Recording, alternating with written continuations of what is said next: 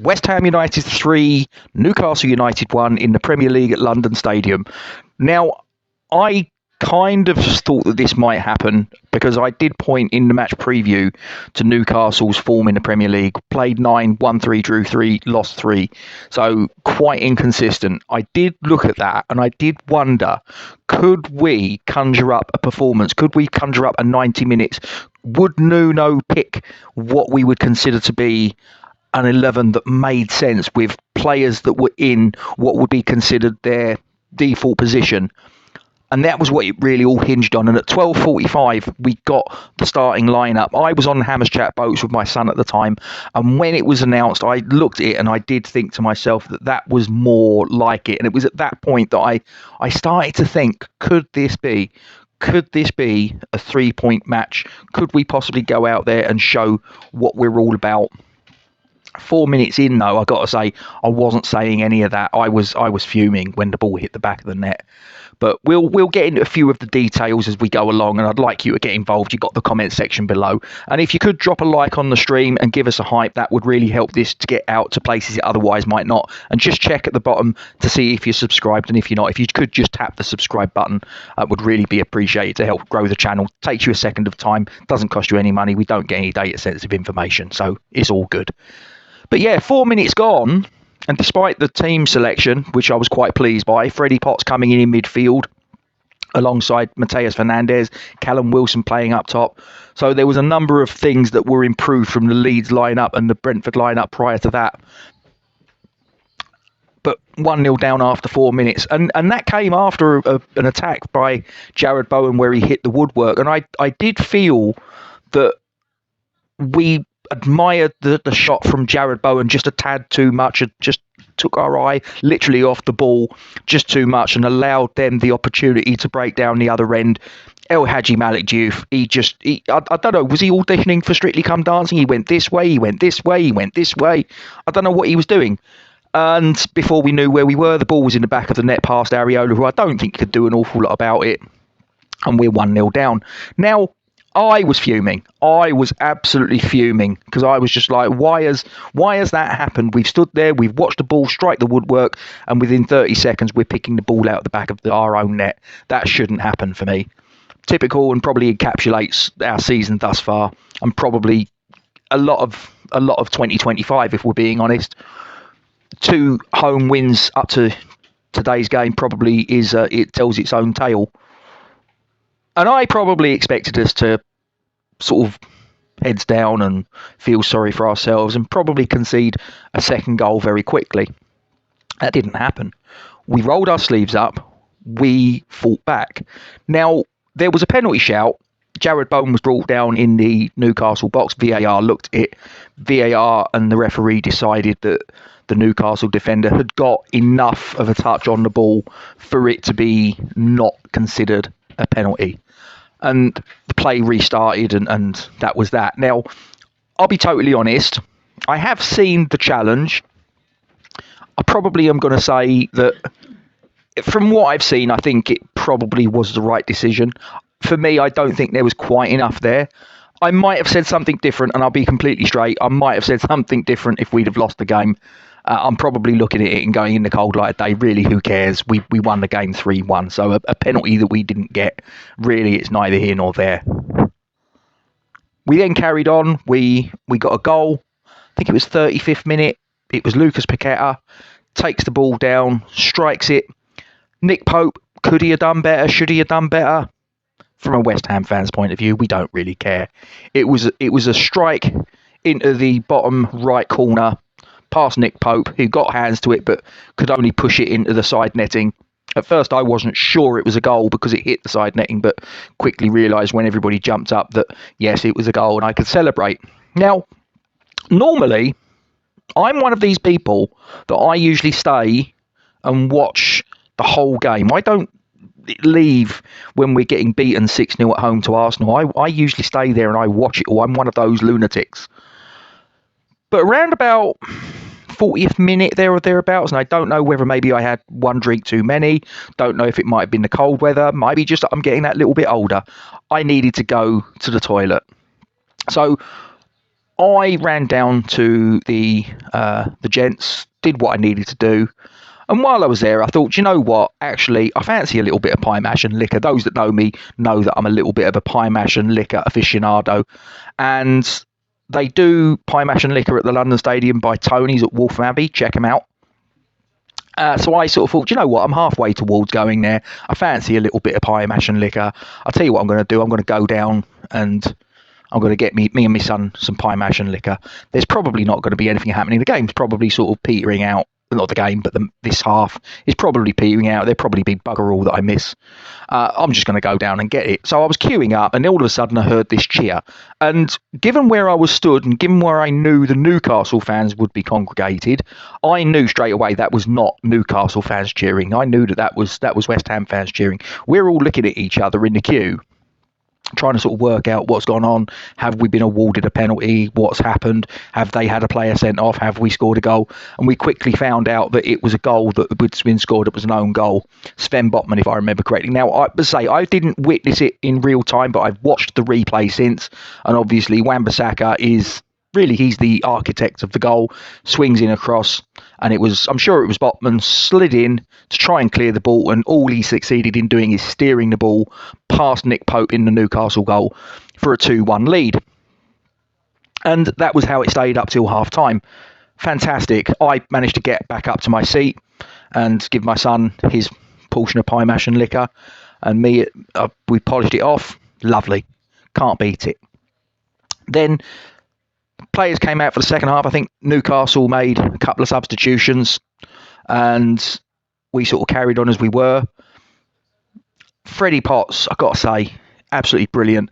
He had a goal denied in the second half. It was a shot that went past Nick Pope and he wheeled away. Everybody was celebrating, and then it was being looked at by VAR. It was a shame because it was his first Premier League start at London Stadium. Obviously, his dad, Steve, is a club legend, former captain, former Hammer of the Year. I think he had about 500 or so appearances for the club in all competitions. And obviously, he's now on the coaching staff under Nuno. He only ever got one goal. I mean, he was a defender for most of his time. He played in other positions. He played in midfield, left back, right back, centre back. And he only ever got one goal in his entire career. It would have been quite nice if Freddy could have gone in and said to his dad after the game, "Here, Dad, I've got as many goals as you, and I've not played anywhere near the amount of games." That would have been quite funny, and I'm sure Steve would have been chuffed to bits about it. A little bit of banter, but I'm sure he'd have been fine. But goal was chalked off. I think it was Souček that was found to be offside. Again, I haven't seen the replay of this. It happened in real time in front of me. But we didn't let these things get to us. You know, the penalty that we didn't get, going 1-0 down, Freddie Potts' goal not counting. We didn't let these things get to us. I think in other games, we would have let these little things, well, not little things, they're big things really, I suppose. But we would have let them get to us. We would have let them fester. We would have let them affect us negatively. We didn't do that today. We just went, you know, okay, bring it on. We're going to roll our sleeves up. We're going to take care of this. No problem at all. And we kept digging in. We kept fighting. We were determined. We were dogged. There wasn't really a player that I think let the team down. Everybody played their part. And there were some players that I think maybe I look at, and El Hadji Malik Diouf getting turned this way, that way, the other way by Jacob Murphy on their right-hand side, our left. He does concern me, I've got to say. And, I mean, I guess it's a bit like Masuaku. We've brought him in. We're playing him at left-back. He's actually a left wing-back. It's maybe not a square peg in a round hole, but maybe it's an oval peg in a round hole. But he needs to improve as far as his defending's concerned. Going forwards, yeah, fine, no problem. But I thought as the game wore on, he got better. He got more in tune with what we needed out of him. But defensively, he needs to improve. Kilman and Todibo, that was an interesting one, because although probably I wasn't jumping for joy to see him on the team sheet, I probably accept that Nuno probably didn't have a choice, or not an awful lot of choice anyway. But the weird thing was is he played Kilman on the right and Todibo on the left, which normally Todibo is on the right and Kilman's on the left. Nuno's obviously seen something in training, or he had some tactical ploy that he wanted to unravel during that game. And to be fair, they both played well. I'm not going to turn around and say that they were rubbish. They did well enough in their respective positions.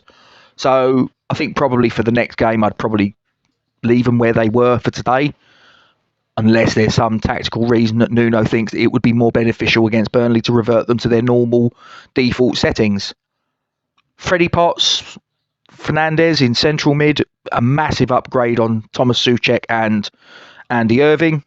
Souček obviously come on in the second half as a substitution for Callum Wilson, who occupied the opposition centre-backs quite well. Didn't get a goal, but I thought he worked hard and he did what we needed him to do. Thomas Souček then played as a false nine, I guess. I thought he did okay. I thought he occupied the opposition players. He kept them honest. He looked a little bit like Bambi on ice at times, but like I say, he's not accustomed to playing as a striker. But for a little while, I've asked the question of what would he offer as a striker? And do you know what? He got a goal, so I'm not gonna complain about that. But we did really well today. We did really well. But the 3 points we've got today, whilst they're obviously beneficial, they're very welcome. In order to make them really count, we've got to get the 3 points against Burnley. It would be an absolute waste if we win today against Newcastle and we throw the game away against Burnley. We need to get all 3 points against Burnley as well for this to really count. What is it? We're now on 7 points. So if we could get 3 points against Burnley, that puts us on 10 points after 11 games.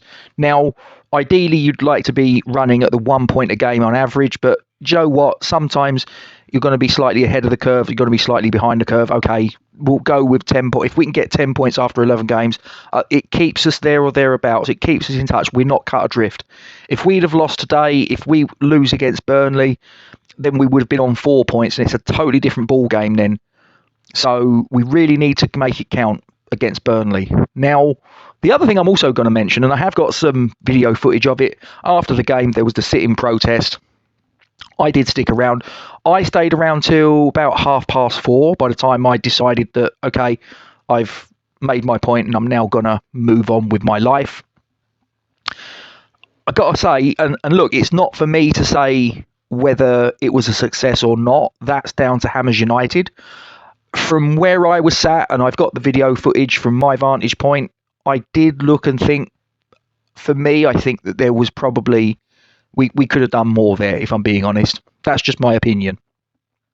There was a big congregation of people that were in the Brewdog beer garden, and I do have to ask the question of the people that decided to go there, that was there any of those guys that could have, instead of going to get a beer, could have just sat in the Bobby Moore lower just for a little bit longer and waited for their beer, maybe 15, 20 minutes or whatever. Maybe those guys are not the ones that are wanting Sullivan out. I don't know. Maybe they don't want change at the club. I don't know. If that's the case, then fair enough. But I was a bit disappointed. That I got to call it as I see it. The next stage will obviously be the march against Burnley, which, according to Hammers United, I think they're looking for around about 10,000 footfall. We had 3,000 approximately at the game against Crystal Palace. So whether you're a fan that still goes to the games or whether you're a fan that has given up your season ticket and doesn't really go, if you want Sullivan and Brady out, I think you need to make your presence felt and you need to be there. And if you're happy with Sullivan and Brady, then fine, by all means don't bother. That's absolutely fine. But if you want the opportunity to make the change and if you're available, then I'd recommend you to do so. But Burnley comes next, but for now we're going to bask in the glory of the 3 points against Newcastle. Newcastle are a good team, but we deserved the 3 points today. Make absolutely no mistake about that. Like I say, we had a penalty that maybe we could have got on another day. There was a goal that we had chalked off, which was marginal, but probably the right call. But I think that we in other games this season would have capitulated. We would have crumbled into dust. We didn't do that today. We stood up to be counted.